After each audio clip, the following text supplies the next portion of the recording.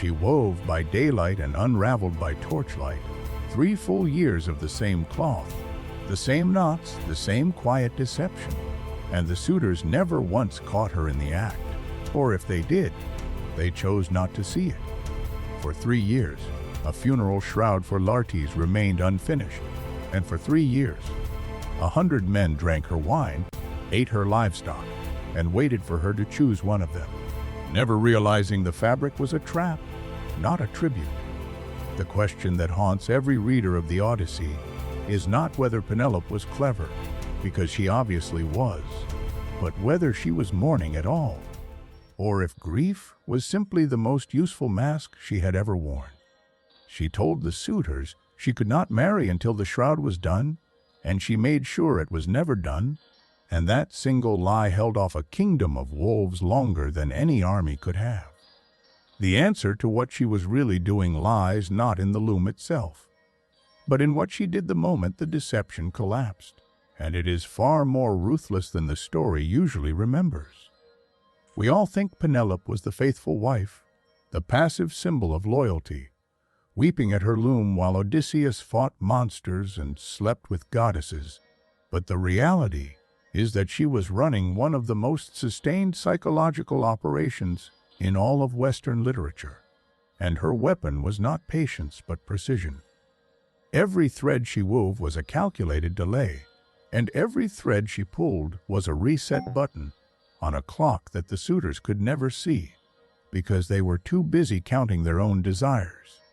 The shroud was never meant to be finished, and that is the point that gets lost, because a woman who wanted to remarry would have finished it in a month, while a woman who wanted to survive would have made it last forever. There is a moment in the epic where Penelope appears before the suitors, veiled and weeping, and they are moved to pity, and modern readers often see this as her weak moment, her feminine fragility on display.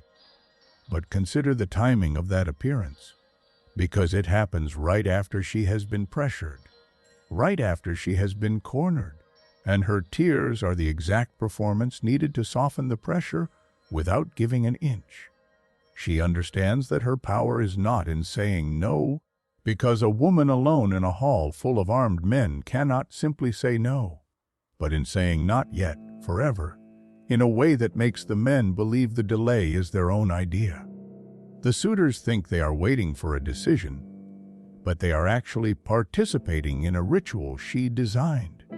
And they are so blinded by the promise of the prize that they never notice the ritual has no end. Think about what the loom actually demands, because weaving is not a fast process, and a large shroud for an elderly king would take months of steady work. And Penelope is doing this in a palace where the suitors are literally living, eating, sleeping, and watching her every move. She cannot hide the loom. She cannot hide the thread. She cannot hide the fact that she is working. And yet she manages to hide the one thing that matters, which is the destruction of her own progress every night. The image of her at night, alone with her maids, unstitching the day's labor, is one of the most quietly terrifying images in the entire poem, because it shows a woman who is willing to destroy her own work every single day for years. And that kind of discipline is not the discipline of a grieving widow, but of a general. The story of how she finally gets caught is a small story of betrayal, and it is worth sitting with, because it reveals the real mechanics of her plan. One of her maids, Melantho, has been sleeping with the suitors, and she sees Penelope at the loom one night, and she tells the suitors what is happening, and the suitors confront Penelope, and she is forced to finish the shroud. And that is when the real trap springs, because she does not panic, she does not weep, she simply finishes the cloth and then sets her mind to a new contest. The contest of the bow, the impossible task of stringing Odysseus's great bow and shooting through 12 axe heads, is not a random idea. It is the second phase of the same plan, and it is designed for exactly one man in the entire world to be able to complete it. She has never stopped weaving. She has simply changed the loom. And the suitors are so busy celebrating the end of the shroud that they walk straight into the final trap. Here is the most difficult thing to accept about Penelope, and it is the thing that makes her more frightening than any monster Odysseus ever fought. She knows exactly who the beggar in her hall is. Long before the contest, long before the bow, because 20 years of marriage means you know your husband's walk, his voice, his scars, and she tests him. She sets up a secret sign, the story of their bed built around a living olive tree, and only Odysseus knows the truth. She does not run to him. She does not embrace him in public. She makes him prove himself in front of all the suitors, and when he finally strings the bow and shoots through the axes, she has already arranged the entire scene so that all the weapons are in the hall and all the doors are locked. The shroud was training, the contest was execution, and the grief was the cover story for every single step, which means the real question is not whether she mourned, but whether she ever stopped fighting for a single day in those 20 years. The bow was never meant for the suitors to string, because it was Odysseus's personal weapon, and no other man could bend it, and Penelope knew this, just as she knew that only her husband could arrive at the exact moment to complete the contest. The suitors fail one by one, each man straining and cursing, and the tension in the hall rises, and the beggar asks to try, and the suitors mock him, and Penelope insists, and the moment the beggar takes the bow, the entire room shifts, because the audience knows what is about to happen, even if the characters do not.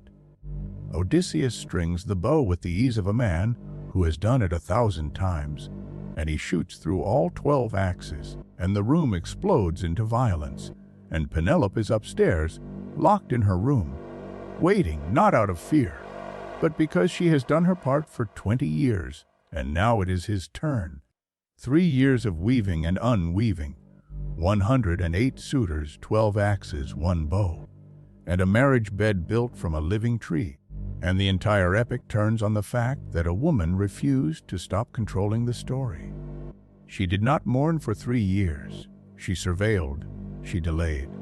She played a role so perfectly that even her own son doubted her, and she did it all without ever leaving the palace.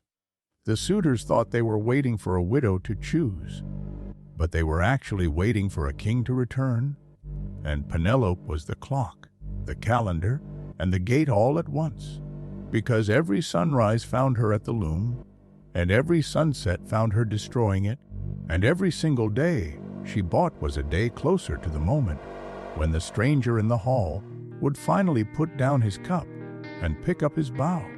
The shroud was never finished for a funeral. It was finished for a wedding, because the only way to end the waiting was to turn the hall into a slaughterhouse. And the only way to do that was to make the suitors believe they had finally won. She gave them the contest as a victory, and they took it as a prize. And the last thing many of them ever saw was the look of a woman who had been weaving their doom for 3 years, one thread at a time. So when you picture Penelope at the loom, do not picture a weeping widow. Picture a woman counting the days, not in grief, but in strategy, and ask yourself what you would unravel every night to keep the world from falling apart.